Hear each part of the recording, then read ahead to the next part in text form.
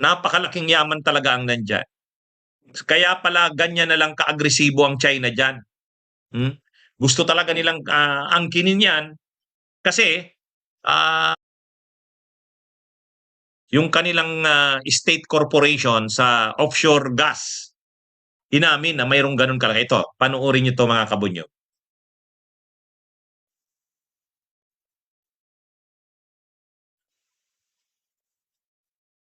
Know what they are referring to. Tinawanan lang din ni Pangulong Marcos ang tanong tungkol sa posibleng joint oil exploration ng China at matapos mabanggit ng China National Offshore Oil Corporation na may tinatayang 100 million toneladang langis sa West Philippine Sea. Well, look, once again, the sovereignty and the sovereign rights and our territorial jurisdiction remains a key in all of these talks, and we cannot at any point the territorial integrity of the Philippines. O yan napanood nyo mga kabunyog, ano? So, talagang inamin mismo ng China yung kanilang offshore oil corporation na tinataya nga, taya pa lang yan estimate 100 million tons o tonelada ng langis. Tama ka kabunyog, Inday Kuala. Kaya ganyan na lang ka-interesado ang China diyan. Ngayon, bakit alam ng China yan? Bakit alam ng China yan mga kabunyog? Ano sa tingin nyo? Bakit alam ng China yan? Alam nyo kung paano nalaman ng China yan? Alam nyo kung paano na-confirm ng China yan? Sige nga, yung nakakaalam ng history niyan. Anong alam nyo? Paano nalaman ng China yan? Kasi ano yan kailangang ma-confirm mo yan At paano nila na-confirm yan? Na mayroon ngang ganyan kalaking reserba ng langis. 100 million tons. Diyan pa lang yan. Diyan pa lang yan sa bahaging yan. At langis pa lang yan. Side pa sa ibang yaman. Alam nyo kung saan yan Alam nyo kung saan nalaman ng China yan? Mga kabunyog? Kung nasusubaybayan nyo ang mga discussions ko, na-discuss ko ito minsan Naalala nyo nung panahon, alam nyo kung kanino? Kaninong presidente? Mayroong presidente ng Pilipinas. Shout out kay Rosalia Rimpilio dyan sa Hong Kong, sa Clearwater Bay. Mayroong naging presidente ng Pilipinas na nakipagkasundo sa China. Sino yon? Sino ang presidente ng Pilipinas na nakipagkasundo kay China? Kayo. Si Arroyo po. Tama po si Mibes. Si Arroyo. Tama si Arnold, Jan Silan Hanulino, si RG Dona Bulante, tama si Marcelino Roque. Alam nyo, ang gagaling nyo. Bumibilib na ako sa inyo. Si Edward Aquino, tama po. Yung exploration. Panahon ni Gloria, yan po yung JM issue. Joint Maritime Seismic Undertaking. Yan yung JM issue. Panahon po yan ni Gloria na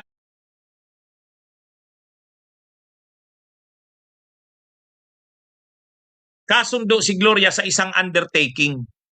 Joint Maritime Seismic Undertaking. So doon sa Joint Maritime Seismic Undertaking, yung gobyerno ng Pilipinas nakipagkasundo sa China at sa Vietnam na isusurvey, pag-aaralan. Siyempre, dahil pumayag tayo, pinayagan nating masurvey ng China yan. Namapa na ng China yung buong West Philippine Sea. Dahil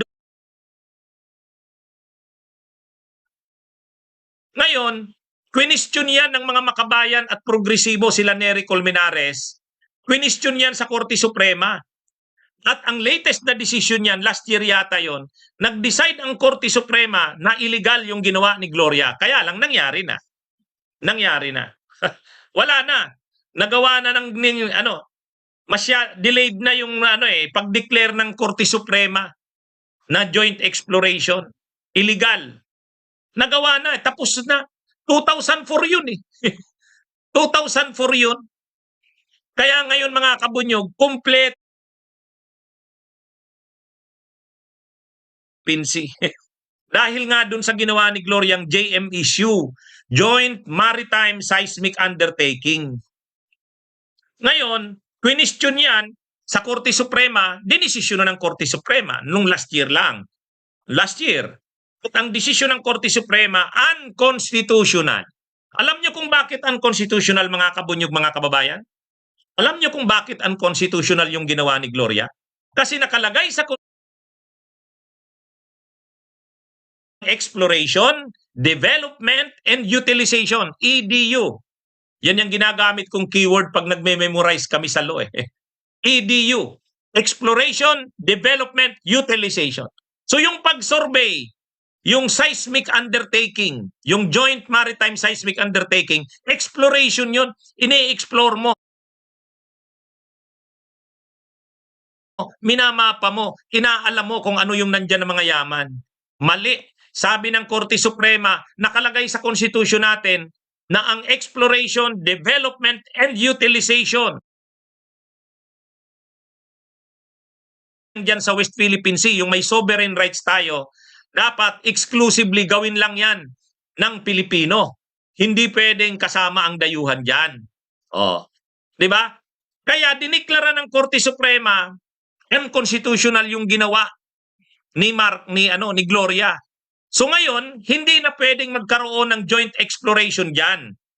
Kasi nga nakalagay na sa Constitution eh.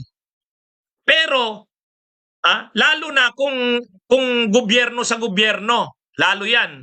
Lalo 'yon ang talagang kausap ng gobyerno diyan, gobyerno rin ng China, hindi pwede. Mabuti pa kung mayroong korporasyon sa Pilipinas na Filipino corporation tapos may share ang China, private, halimbawa 40%, pwede yon. Pwede yun yung makasama sa exploration. Pero sa ganyan na government to government, hindi pwede. Pinoprotektahan ng konstitusyon natin ang ating mga yaman. Ngayon, actually, yan ang problema ng ginagawa nila Marcos ngayon na Chacha.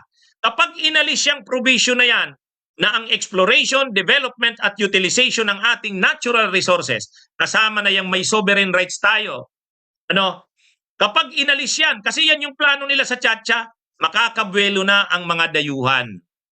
Wala na tayong imagine niyo halimbawa, wag naman sana paano kung manalo si Sara na presidente sa 2028? Kasi pipilitin daw ni Duterte at saka ng China, manalo si Sara. Kung mapapalitan ang konstitusyon, yung economic Chacha, aalisin yung provision na yan, ay pwede nang mag-joint exploration ang Pilipinas at saka ang China. Kaya actually, yung provision na yan ng konstitusyon, proteksyon natin yan eh. Kaya nga nadeklara na mali yung ginawa ni Gloria eh. Ngayon, pag wala na, pag napalitan na ang konstitusyon, ginawa ng economic Chacha, yung sinusulong nila Marcos Jr., magagawa na ng China yan. Lalo na kung ang maging presidente ng Pilipinas ay tao ng China. Yan yung problema natin. Kaya, actually, hindi ko maintindihan itong si Marcos Jr. Alam niya naman ang nangyari. Kontra siya sa China. Si Marcos Jr., sabi niya, kontra siya sa China. And yet, gusto niyang alisin yung provisions ng Constitution na nagpoprotekta ng ating mga yaman kasama na ang West Philippine Sea. Di ba? Kaya masyadong itong iyan yung problema kay Marcos Jr., hindi consistent. Ama si Emeline Razo. Tapos ngayon na nagchat-chat pa sila, di ba? Yun na nga yung naging dahilan eh. Yun yung sinight ng Korte Suprema, kaya diniklarang unconstitutional yung ginawa ni Gloria eh. So, ngayon, kapag nagkaroon uli ng ganon, halimbawa, nanalo si Sara Duterte, wag naman sana. Tapos nagkaroon ng Chacha, may magawa ngayon yan ni Marcos, yung Chacha. Alisin na yung provision na yan. Kaya nga si Duterte kahit papano, nalimitahan din si Digong eh. Hindi niya rin lahat magawa eh.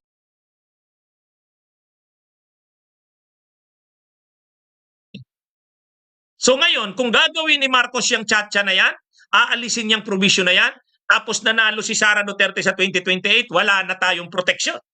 Wala na tayong proteksyon, mga kabunyog. Yan ang problema.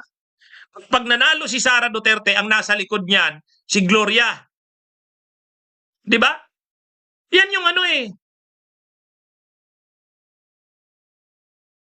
Natin, kaya diniklara ng Korte Suprema na unconstitutional yung ginawa ni Gloria, ay yung ano, yung constitutional provision na ang exploration, development, and utilization reserved sa Filipino citizens and corporations.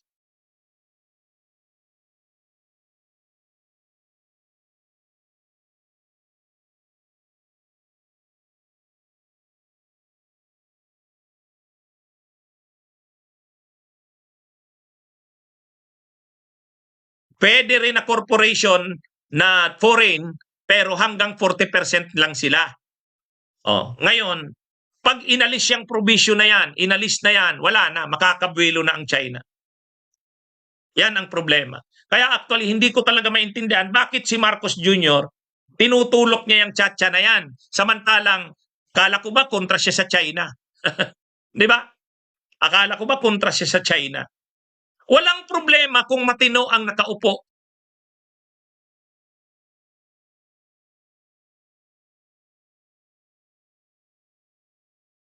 Sa gobyerno. Wala naman tayong alam na nakaupo na ano Siguro panahon ni Cory, panahon ni Pinoy.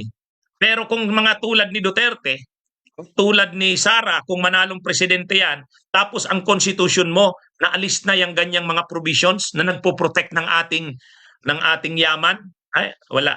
Talagang ibebenta tayo sa China ng mga yan. Kaya yan mga kabunyog. So ito ngayon, inamin yung inamin ng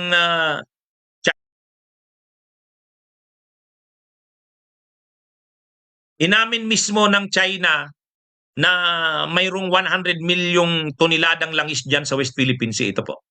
Know what they are referring to. Tinawanan lang din ni Pangulong Marcos ang tanong tungkol sa posibleng joint oil exploration ng China at Pilipinas sa West Philippine Sea. Yan ay matapos mabanggit ng China National Offshore Oil Corporation na may tinatayang 100 million toneladang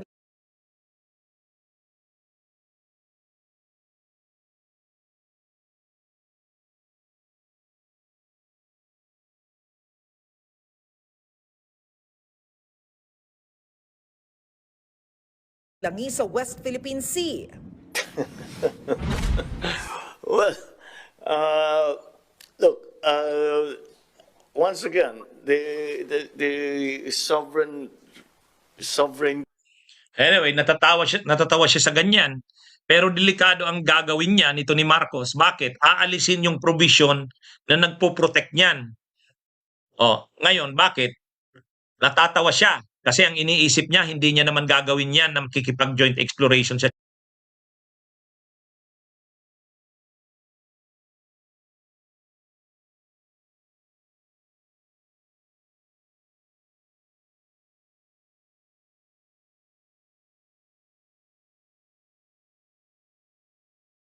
institusyon, inalis na yung protection na yan, tapos sa 2028 nakaupo si Sara presidente. O di ba ang tinding mangyayari sa bansa natin?